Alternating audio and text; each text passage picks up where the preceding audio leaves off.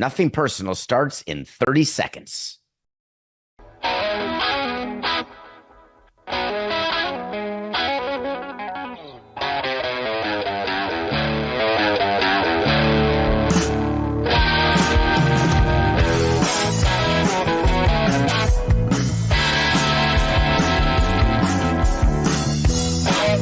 It's just business.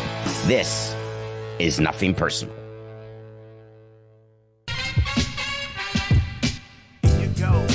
Here you go.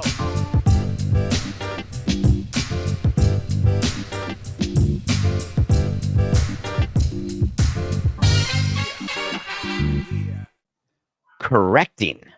That's the Nothing Personal word of the day. It is Wednesday, August 21st, 2024. Correcting, as in coach, defensive coordinator, whale of Tua, Brian Flores. Yes, as we told you yesterday, he was going to have to meet the media, and boy, did he ever. It was pretty funny to me, this whole, still the lead story, still one of the top stories, the Dan Le Batard interview. And we have only seen part of it. They released a clip. So Tua says, man, what a bad person. Didn't like him, told me I stunk. There were debates, as we promised you there would be, all day yesterday on all the shows. Tough coaches, loving coaches, what kind of coaches? There were comments from McDaniel, comments from Minnesota's head coach O'Connell. And we said Flores is going to have to talk at some point. And boy, did he ever. And before we show you a clip from it, the process of a comment. Are you forced to do something by your owner, by your team president? Do you do it because you want to protect your manhood, protect your integrity, protect your reputation? When do you decide that you want to answer something that someone says? It happens all the time. Can you imagine if in your life you spent your day answering to every one of your critics, regardless of whether you're a public personality or not, just in your life? But this one had to be responded to. Personally, I would have said to Brian, listen, you're going to meet the media. Let's just address this right now. And here's what we're going to do. We're going to speak to some players, and we're going to see whether they have an interest in joining you for the press conference, because we're going to show that people like you. They really, really like you. Now, keep in mind, this is the same coach, the one who's suing Stephen Ross and the NFL. The same guy fired by the Dolphins. Apparently now everyone's saying it's only because of Tua. Forget the fact the team didn't win. It's because Stephen Ross was upset that Brian Flores and Tua did not have a good enough relationship. So we're going to choose the player, fire the coach. Of course, if the team had been 11-5, then doesn't matter if you don't get along with your quarterback. We're a winning team. You keep going, coach. Go back and look at some of the quotes when Flores was hired. Anyway, I digress. So Flores gets fired, files a lawsuit, which to me should have been game over, end of career. And I did not mince words on this show. When you file a lawsuit against your employer, you don't get to have a job. You may not like it. It may not be fair, but that is reality. Go ahead, try it. File a lawsuit against your employer and see how it works. Now, of course, in sports, when you're protected by a union and you're a player, we talked about the WNBA civil rights lawsuit yesterday, maybe different, but not really. But Brian Flores somehow gets a job as a defensive coordinator for the Minnesota Vikings. So he's approached about meeting the media, and listen to what he said. Coca, play me something. To the comments that were made by Tua, I just want to say, look, I'm happy, genuinely happy, genuinely happy for the success that Tua's had, and I really wish him nothing but the best. I wish nothing but the best to Tua, really more than anything, I'm just focused on the Vikings. The 2024 Vikings, the players we have. You saw a couple of guys up here, just a couple minutes ago, Metellus and HP. I think, their leadership, their friendship is important to me, and I'm just, I'm excited about this group. A couple things of note. If you're listening to that clip or you're watching on the Nothing Personal with David Samson YouTube channel, when you generally say that you are genuinely happy, which he said a couple times, I'm genuinely happy. Now, that's nice to be genuinely happy, because the opposite of that, I guess, is disingenuously happy, which means I'm pretending to be happy, but I'm not. But if I say I'm genuinely happy, then I am. And I wish you nothing but the best. Not simply the best, Tina Turner style, Schitt's Creek style. It's nothing but the best. Genuinely, I believe that when people say, I wish you nothing but the best, what they mean is, I wish you nothing but the worst. And when they say, I'm genuinely happy for you, it means, wow, I am so miserably angry and viscerally upset with you that I can't stand the sight of your eyes. But I did have Harrison Phillips and Josh Metellus up there, and they have leadership and friendship that I value. Now, I'm not trying to be too harsh on Brian. I don't want to be, because I'm none too thrilled that Tua decided to open this can of worms. Thankful for the few minutes I can talk about it, sort of. Leadership and friendship. Do you know the kind of parents who want to be friends with their kids? Yeah, my mom's my best friend. Or, oh, I speak to my son every single day. We are best friends. I don't know. I am in no position to talk about what it is to be a good father. I have 3 amazing kids. Amazing mostly because of their mother, likely nothing to do with me in any way. But I was always taught they're not your friends, they're your children. And you have to try to lead by example as best as you can, knowing that your kids are going to make different mistakes than you do. Maybe sometimes they make the same mistakes you did. Friendship with your players.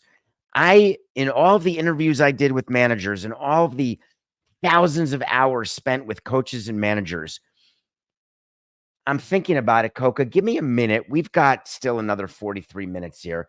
I'm going to try to think of one time a manager said to me, listen, one thing that matters to me is the friendship of my players. I'm going to wait because it may come to me. Maybe Pat Riley. Oh, no, it wasn't him. Was it Jack McKeon? No, I don't think it was him either. Wait a minute. It was nobody. Friendship of players. The reason he's saying all this is because somehow he believes that he's been sullied to the point, lawsuit notwithstanding, sullied to the point that he wants to give you a bit of, shall we say, an adjustment in the perception that you may have of him based on Tua by saying, I think part of coaching is correcting. I'm always going to correct. Is he talking about the interpersonal relationship? Is he talking about the inability to do X's and O's on the offensive side? Is he talking about the inability to be the number one leader, which is nothing to be ashamed of? There are very few people who can be number one leaders. That's the whole point of being a number one leader. There's always a number 2, a number 3, a number 4. Sometimes they're just as important, but there's only one number 1. And he wanted to make sure we heard very clearly yesterday that he's had a lot of great relationships over the 21-year career he's had. And then he starts mentioning equipment people, people in the kitchen. It's my favorite thing. I want to thank the Academy, and I want to say this is the best cast and crew I have ever worked with. Well, you were nominated last year, and you said the same thing last year. I never did understand the hyperbole in that way. How about giving things context? How about saying I'm a defensive coordinator here in the league? And of course, there are going to be players who don't agree with me or like me. My job is not to be liked. But everyone was so busy on media, on TV yesterday, so busy making sure that we knew that the type of coaching that Flores did got him fired. Making sure that we knew that Flores had to be better. You've got to take care of your top draft pick quarterback. Put your player in the best position to succeed. You know what Flores was doing? My bad. He was likely sitting there during practice saying, I have an idea. I can't stand this MFer, so here's what I'm going to do. I'm going to lose games. I'm going to call plays that he can't execute. Oh, I've got a way better idea. Let's see how bad we can be and how bad he can look, because I think I'm going to come out of this looking like a gem. It's like a joke. Nobody does that. Maybe I'm wrong. I'm just genuinely happy that today's Wednesday, and I'd like to wish all of you nothing but the best in your future endeavors. That'd be a good way to end the show. Good luck with all your future endeavors. My name is Hollis Copeland. If you know, you know. I'll tell the quick story, Coco, very quickly.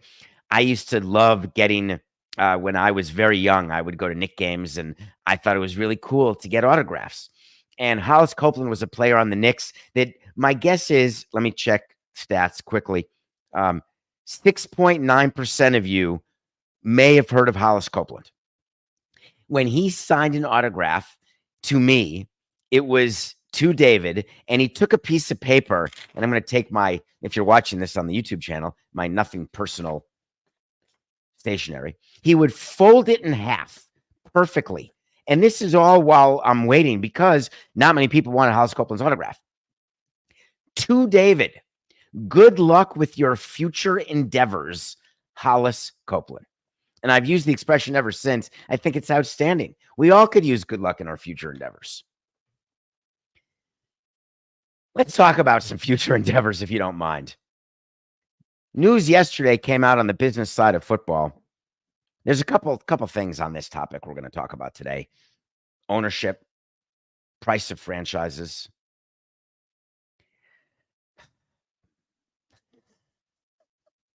Sorry, Coca. Do you know, Coca, somebody asked me yesterday, maybe on davidsamsonpodcast.com, I don't know where, that they would pay money.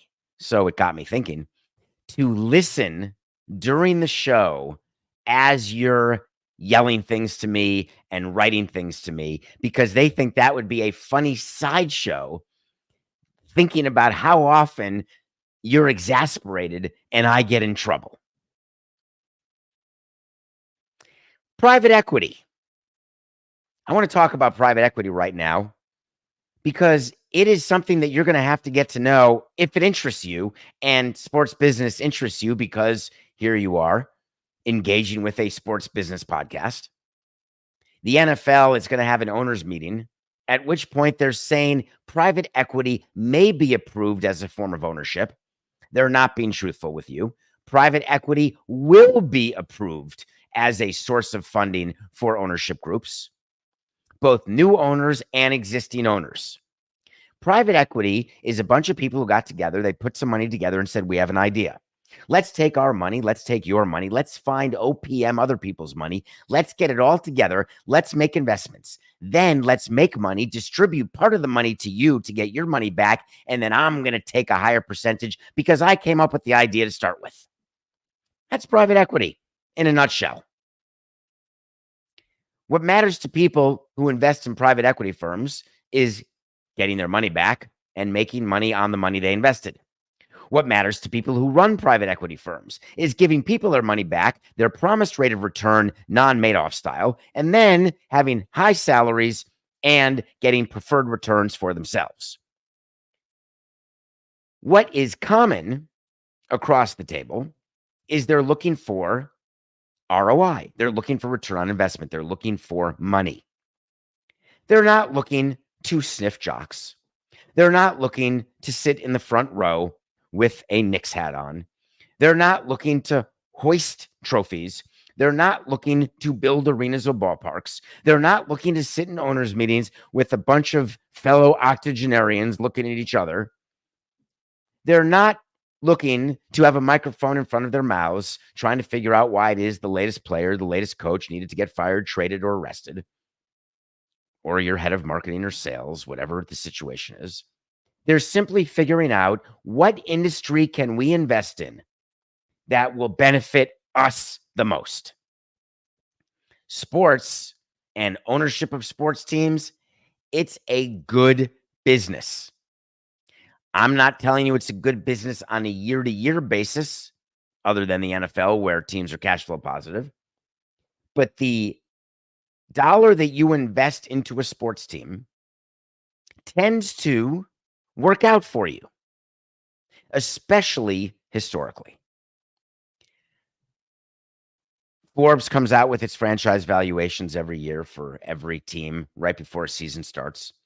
The Cowboys were just valued by them, I think at, what was it, $10.9 billion. Roger Goodell looks at that, says, hey, Jerry, can you submit to me a list of people who can spend $10.9 billion? Well, Roger, I really don't have many people on that list. You're right, Jerry. So here's what we're going to do. We're going to allow you to put a group of people together. Well, Roger, we've already done that. And, look at how much trouble Josh Harris had putting together the $6 billion to buy the Commanders. Look at how much trouble Bruce Sherman had putting together the $1.2 billion to get the Marlins. We got to find another way. All right, here's what we're going to do. We're going to have all these firms with $1 trillion, billions of dollars, $1 trillion to invest. They're all underweighted in the sports industry. They've all showed an interest in that level of investment diversification. We have a group of 7 private equity firms. Some of them are working together. Some of them are working separately. Some of them names you know, like Blackstone. Some of them names you don't know. And we are going to pass a new rule in football. And the rule is that you can invest up to, we're going to say, I don't know, what did the NBA say? 20, 25%? All right, we can do that. They can't be a controlling partner. No, we need those guys in the room front facing, or at least we need them as punching bags. But let's just say that they can come in 20, 25%, maybe 30%. So, Jerry, let's do some math here. If you can get $12 billion for your team, so we can show that the valuation is more than what they said it would be, then frankly, we can get them in for about $3.5 to $4 billion. That would make a whole lot of sense, wouldn't it? You're damn skippy, it would. So that's about what you're going to see, which is private equity entering the world of ownership. Does it bother you? People have said they're bothered because they don't know who to yell at. Rodgers with the Blue Jays, Liberty with the Braves, you with the Packers. I guess you just get angry with the team president, the GM. That seems boring. Why wouldn't you want to have a person right at the front, Mad Max style, stuck to the front of the hood, right there? Fans want that. Media needs that. They need to be able to write about a person.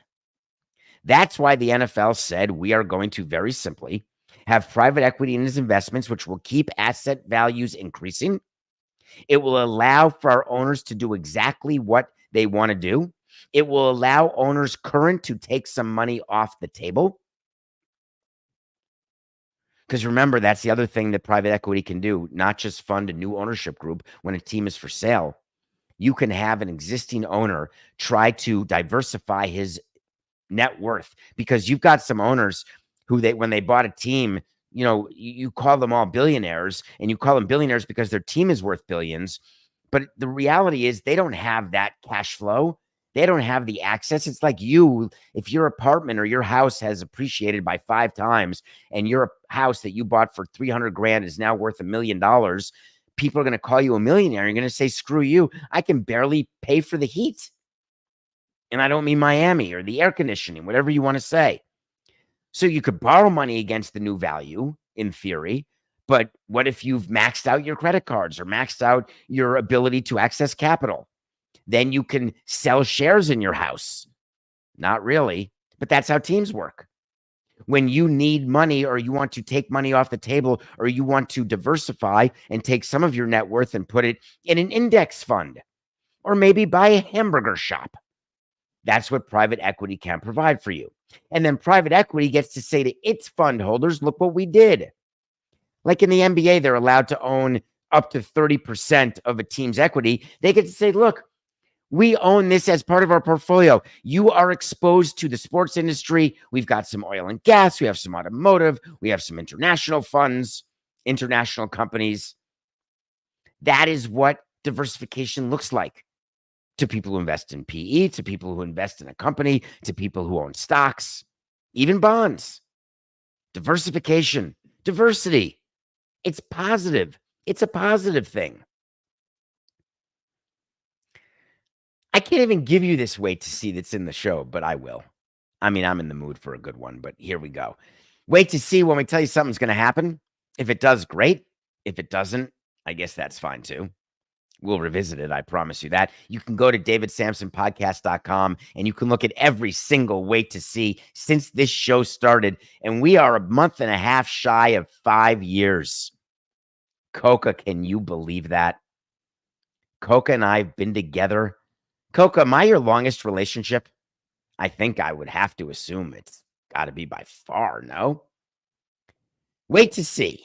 Private equity investment in a team will happen before the end of 2025. I didn't even give you the wait to see that was in my head, which is the NFL will approve private equity investment because that's a gimme. But the current wait to see is private equity investment in a team will happen before the end of 2025. Wait to see. Really rich people can be looked at as their own PE firm. And when you are selling a team, take it from me, you are looking for multiple bidders. The way to drive up the price of anything, another economic concept that comes up seemingly every day on this show, supply and demand. I hope you're not bored of hearing about it because I'm not bored of thinking about it because I love the thought of the perfect market. The perfect market can be created. The perfect market, in theory, can just come into existence. It can be artificially manipulated. And the appearance of perfection is stability. Some people would argue that a perfect market is one that's always going up, like the stock market. My argument, and what life has taught me, is actually the perfect market goes up, it goes down, but it goes up over time. It's why unlucky people, dumb people, and I don't want to, let me do that better. 4869. Ready, Coca? There are people who spend their days investing in the market and think that they are smarter than those who do it for a living. Some of them call themselves day traders. Some of them call themselves just personal investors. They invest their money. A lot of this GameStop stuff. When there's a market correction or a dip like there was a couple weeks ago on that random, was it a Monday when the market fell multiple percent and there were a bunch of people selling, and we told you now's actually an interesting time to buy, not sell. And then the market goes back up, and over time, your money in the market, if you are able to invest money, put it in an index fund right now and just sit there, leave it be for the next 50 years. I promise you, you will have more money then than you have now. And if not, you can come find me because I will be doing this show at 106 years old. But what makes a market perfect is if you can't find it, you make it. And there's a whole concept in finance called making markets, market makers. I made a market for the Marlins that didn't exist. I made it up out of thin air. There are people, and we talk about this with managerial hires, the token minority interviewer. Remember that? Jeff Bezos is now the token billionaire bidder for a team. He's the guy that everyone who's selling a team, the rumor comes out, hey, Bezos may want the Commanders. No way. Hey, Bezos may want the Celtics. Really? Why's that? Oh, he's from Boston? I don't think so. Could be. Big Celtics fan? Maybe. Could he write a check for $7 billion? The guy's worth about $196 billion right now. Hey, here's $7 billion right off the top. No financing, no private equity required. Hey, Roger, I got Bezos interested in the Cowboys. I think he'll write a check for $13 billion right now. Cash. Remember when Steve Ballmer wrote the check for about $2 billion to buy the Clippers? Everyone was just blown away. This is amazing. This is the beginning of billionaires owning teams and writing checks. Hey, Jeff, what team do you want? Turns out that the rumors of Bezos buying the Celtics lasted for about a day. And that's a real problem because the way to use someone in order to get a higher price for your asset, it has to last more than 24 hours. So if you're the Celtics, Although we already told you, and I'm blanking on the name, which really gets to me, Coca. I don't know why I am. It's the limited partner of the Celtics who was part of the statement when the Celtics were being sold by Wick, who wants to keep controlling it. And I said to you, Coca, can you just help me in my brain, please? Where the comment was, yeah, I want to do a step transaction, which Adam Silver clearly does not want to ever do again because of what's happening in Minnesota. But if it's a step transaction with an already approved guy like this limited partner of the Celtics, it can all work out great. Maybe a deal was already done. But then Bill Simmons or others say, hey, Jeff Bezos may be involved. And all of a sudden, everyone's eyes pop wide open. And then the next day, the rumor ends. Do you think Jeff Bezos will be rumored to buy every franchise that's ever for sale in any sport going forward? If I were Jeff Bezos, I'd be tired of being used that way and just buy a team. But then if you buy one team, it's, hey, you like buying teams. You should buy another team. He'd buy another team. I don't think that's what's going to happen. It is him. Thank you, Coca. And remember, I couldn't say his name, and I apologize to Steve Pagliuca. Darn it. It's all right, Coca. I'm not going to say it again. Before we go to break, I want to end with this one thing about franchise values and billionaires and the number of billionaires, because we heard a lot at the convention, both the Republican convention, the Democratic convention, which is going on right now. A lot of talk about billionaires, a lot of talk about taxes billionaires pay or don't pay. People viewing that this election is based on, do you want to have billionaires pay their fair share of taxes or not? I think politicians are missing something very important, which is the ordinary working voter is not very much focused on how much money Jeff Bezos has. They're focused on whether their toilet paper arrives on time, and if so, what the price was of that toilet paper. That sort of makes sense to me. The Republican Party trades on talking to people who want to be Donald Trump, whether they ever will be or not. The Democratic Party trades on people who want to make sure there are no Donald Trumps. They get in front of you and they want you to think that your problems are going to be solved by this election one way or the other. I think sometimes it's a pretty macro view, isn't it? When you're watching these speeches or thinking about your life, it's important to think about the big issues, but don't most people think about the issues that impact them directly?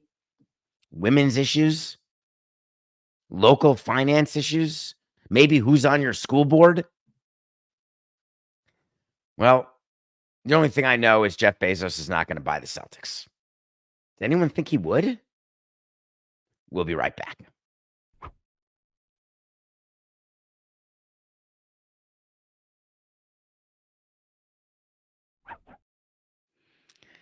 Oh, do I have a story for you? Welcome back to Nothing Personal. It is David Samson here every day, almost 5 years worth. Thank you very much. Download, subscribe, tell your friends, even if they're not your friends. Just tell anyone about Nothing Personal. We appreciate it. Thank you for the support.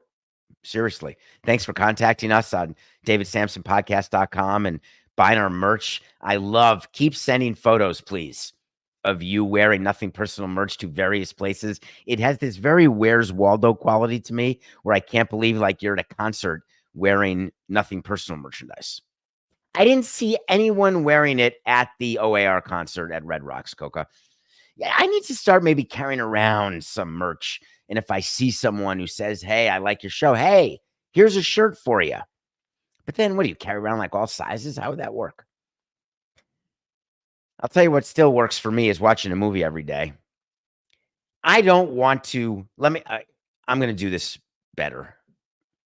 I love Netflix. I love Amazon. I love Apple TV.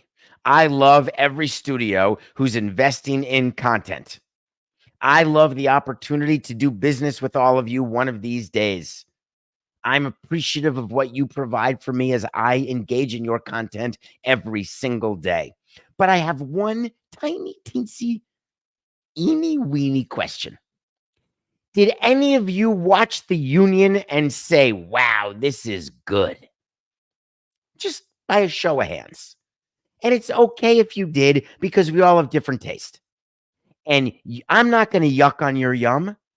If you saw Mark Wahlberg and Halle Berry and you put them together and said, we're going to make a movie, and then you said, hey, I'm not even going to watch the dailies, forget the final movie, I'm sure it's going to be fantastic.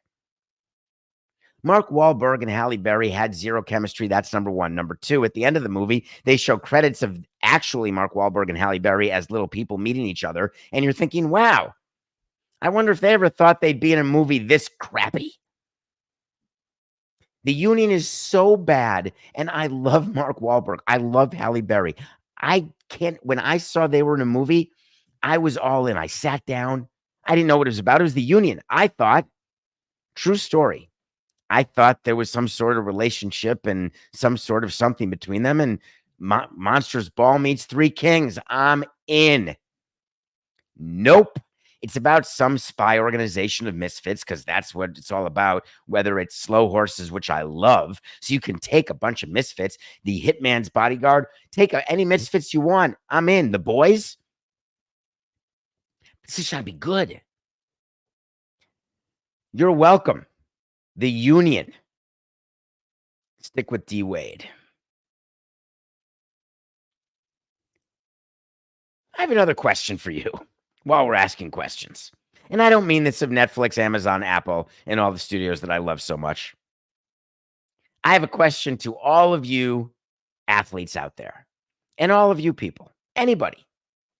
When you go get a massage, if you do get a massage, do you look for open wounds on the masseuse and say, oh, I may not want to be touched by someone with an open wound? I'm just throwing that out there. And if you don't get a massage, let me try a different tack.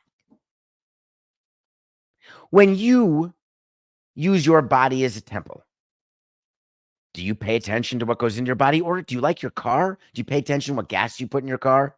Or do you just put water in, or any type of anything? What's the difference? Diesel? Don't give me diesel. I'll put whatever I want in my car. It's going to run great.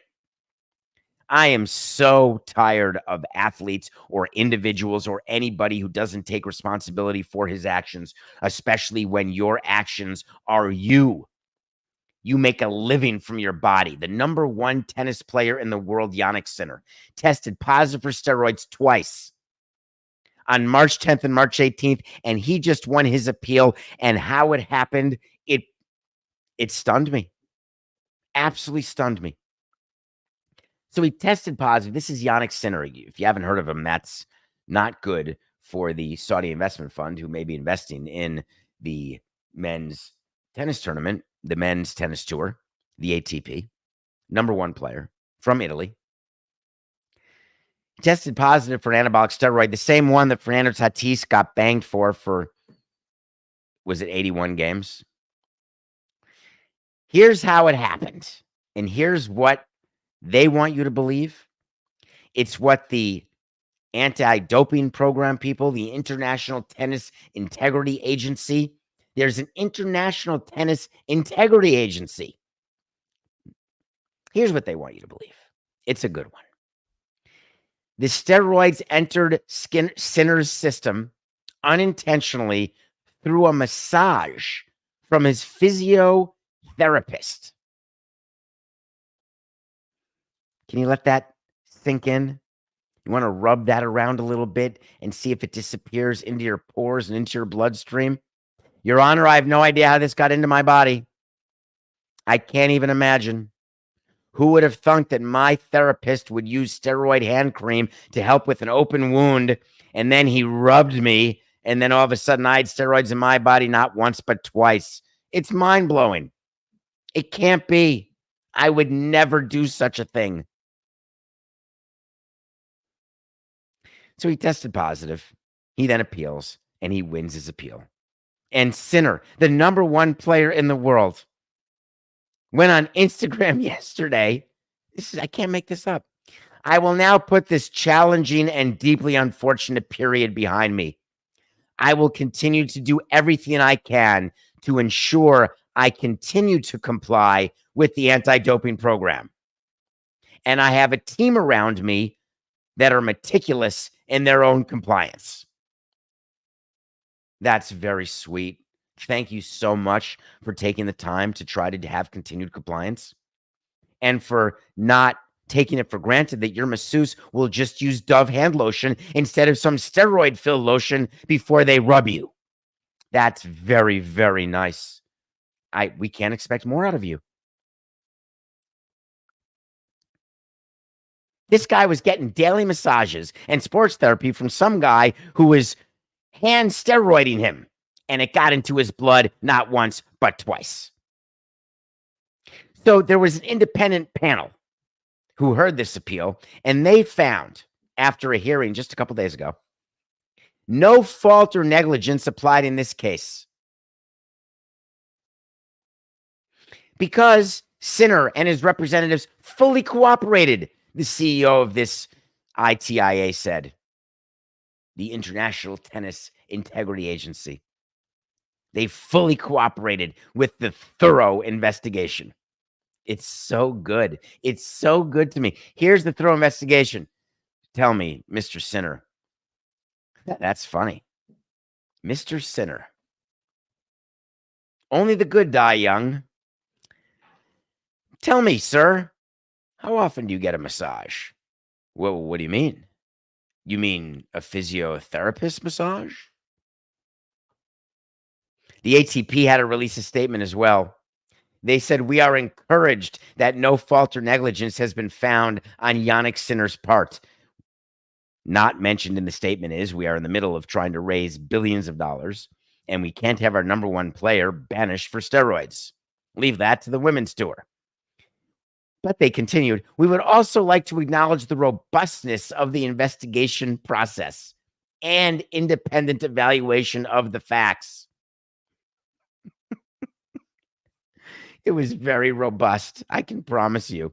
The whole massage process, it was just one robust thing after the next. Why does this matter to me? I'll tell you why. I'm a consequentialist. You know this about me.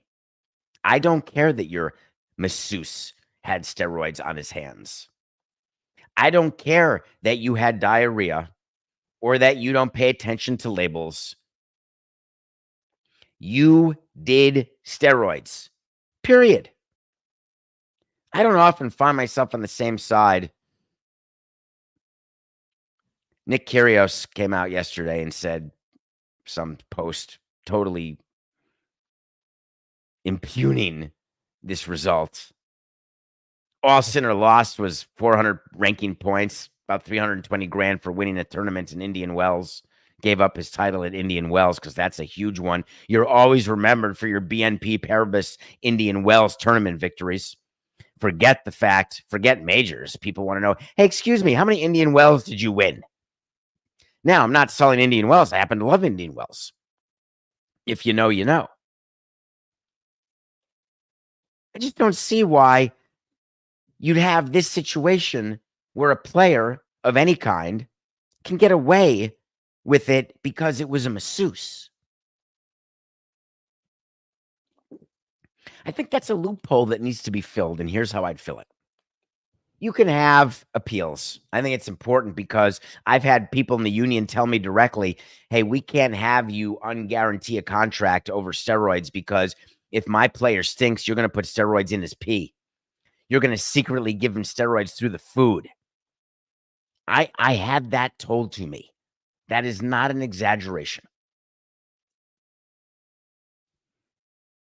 I guess that's true. I guess it's possible that there is an owner or a president or a GM out there who is so angry over a contract that they would then put steroids inside broccoli. Or I'd find a way to get it into a sample, which of course you can't because there's a third party watching the pee happen. But I digress. Maybe we'd give it to our trainers during the massage process. You know what? I don't think I like to govern and protect against the almost impossible. And I would like to rule with what happens the majority of the time. Let's give people the understanding of what to do and what happens. And then when an exception has to be made, will think about it, but not the appeals process because it was my masseuse. That's not the exception I'm referring to. The exception I would refer to is if in the middle of a match, Sinner calls for a doctor. An ATP doctor comes out, rubs his shin, and all of a sudden it came out that the material used to rub the shin in a tournament by an independent doctor, sanctioned by the ATP Tour itself, was full of steroids. That's the type of exception I could wrap my arms around. I could even support. But your own, who's touching you every day, twice a day, 3 times on Sundays? Give me a break. Nothing personal pick of the day. We are up to 107 and 112. Coca, can you go back? When's the last time I was only 5 games under 500? I'd have to assume when I was 5-10 when the year first started. I have a wait to see that I will get back to 500. It's only August. I got a real chance. We had the Dodgers over the Mariners yesterday. Jason Hayward hit a 3-run pinch hit home run as the Dodgers extended the Mariners' misery and won the game 6-3. For me, it was a win, and I was happy. Today, I want to talk about the Phillies and the Braves. They're playing a series right now. How about Marcell Ozuna trying to win the Triple Crown? My guy, Ozuna. I told you I still haven't spoken to him since he had those issues, and I really have meant to, and I haven't been able to. I'm angry with him. You know I am. I love him. You know I do. He's always been an amazing player. I thought after he got his deal that he would not perform the way he has, but he has proven me wrong. He is having an outstanding season for the Braves. The Braves have dealt with injuries, and they will tell you that their injuries are horrific. And then the Marlins would say, hold my beer. And then the Orioles would say, screw all of you. Look at us. Austin Riley, their third baseman for the Braves, fractures his hand 6 to 8 weeks. We have an idea. Breaking news. Let's sign Gio Urshela. I don't get the whole Yankee thing.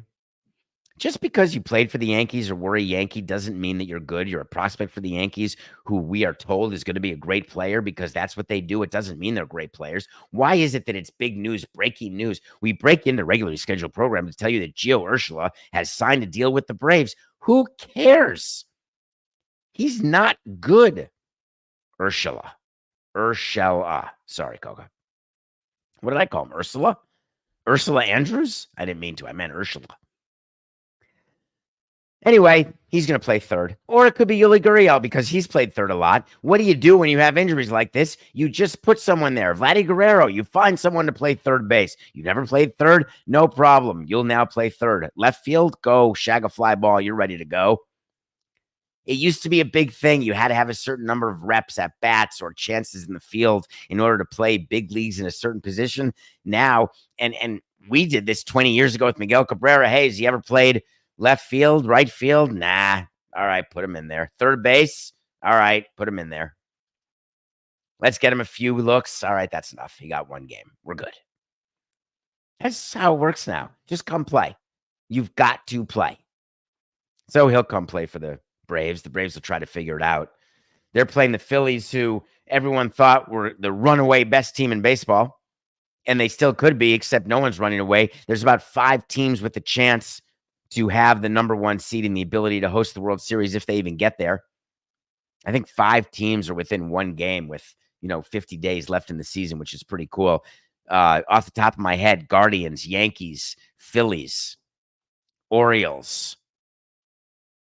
I think there could be 1 more. Can't think of it right now. Dodgers. That'd be a 5th. I think the Dodgers have the best record now by a game, totally. Brewers are right up there, too. We're going to take the Phillies today. The Phillies lost to the Braves yesterday. They got Nola coming back. They beat Wheeler. You can't beat Wheeler and Nola, which is why I like the Phillies in the postseason. Hard to beat both of them back-to-back, and it's going to manifest itself tonight. Wheeler loses tonight. Last night, you're feeling good about yourself, but then you got to face Nola. And Nola's an underdog to Max Fried. That's my kind of game. We are taking the Phillies over the Braves. Orioles have some injuries they're contending with. Makes me upset. I'm still upset about injuries, and we did a segment on it yesterday, and every day it's a headline. Yesterday, Zach Eflin, the fifth Orioles starter, he's on the injured list. Poor Orioles. Bad luck. Corbin Burns, the only starter who's still, irony, the only guy still pitching. He was the acquisition from the Brewers, who still have one of the top 5 records in baseball without Corbin Burns. But Eflin is on the shelf. Remember they traded for that Marlins guy, Trevor Rogers, and everyone was like, oh, man, we traded Trevor Rogers. Oh, we got 2 great prospects. Oh, my God, this prospect can't get a hit. Oh, my God, he's in the big leagues. Criminy crickets. Trevor Rogers stinks for the Orioles. Everyone just take it down a notch. Yes, Trevor Rogers has a 7 ERA and 4 starts since the trade deadline. That does not mean it was a bad trade for the Orioles. Yes, it is true that the Marlins guy, Kyle Stowers, strikes out. He's hitting under the Mendoza line. It doesn't mean it's a bad trade for the Marlins. Everyone breathe. The only people who should be concerned right now are Marlins season ticket holders. Marlins season ticket holders have new plans that they can do. Big story yesterday. It's a new concept. Jordan Giberman of Athlon Sports did an entire article about it, and it's right on the Marlins website if you want to see it. All of these new plans, and here's what the Marlins come up with that is revolutionary. Whatever you want, you can buy. Got that? Are you happy? It's like going into a grocery store and looking at a vat of avocados and saying, hey, you want that avocado? No problem. How about that one over there? If you want to go crazy, we got some cantaloupes in the corner. The Marlins are doing something called flex, which means we're flexible because no one's going to our games. We stupidly announced 6,794 attendance last night against the Diamondbacks. So there is such a huge demand for tickets that we're now going to say, you want to be a season ticket holder? We'd love you to be, but choose whichever melon you want. We're going to give you extra discounts the more you spend. Well, that's funny. That's how everybody works, isn't it? Hey, you're going to buy 3 of those? We can give you a few % off. You're going to pay cash? We'll give you even more. This is not a new concept. Do you know the teams who sell flex plans like this? It's because they can't sell full season tickets. I'm not criticizing them. I couldn't do it either. We had flex plans up the wazoo 20 years ago. Here's the thing about flex plans. Inside a team, they don't look at it that way. They don't care about it. They're looking at what the revenue is as they try to put their budget together to figure out what their payroll can be, so they only lose a little bit of money, not a lot. The reason why you want full season ticket holders is you want more of their money. But a partial season ticket holder is just as good. 2 partials equals a full. 2 41-game plans is an 82-game plan. No problem. 2 40s, 81. 41 and 40. You know what I mean. It just counts toward what the revenue is. Remember I told you if you had 1 million people who paid $1, then your attendance is 1 million. But if you had one guy who would come in and spend $1 million, you could call it an attendance of 1, and you'd be in the same place. It would not make a difference to any owner to have 1 million people at $1 average ticket price ATP, or one man giving you $1 million for 1 ticket. Great. No problem. I can do math. I know exactly what utility infielder I can afford. I know that if I have that level of tickets, I can sign Gio Urshela whenever I want to. I just don't want to see credit given or credit not given when teams are coming up with revolutionary things. Flex is not revolutionary. Flex is a requirement. It is done by all teams all the time. They want you to be members. Everybody wants you to be a member of all their. Hey, subscribe to Nothing Personal. Why? We want to be able to show buyers when our contract is up. Look at all the people who subscribe, who download, who listen. Now pay us more money. And in return, we'll give you a show every single day. Hey, give us money for tickets. And in return, we will not lose 100 games too often. I promise. Hey, salespeople, go out and get them. Why? It's just business. See you tomorrow. This is Nothing Personal.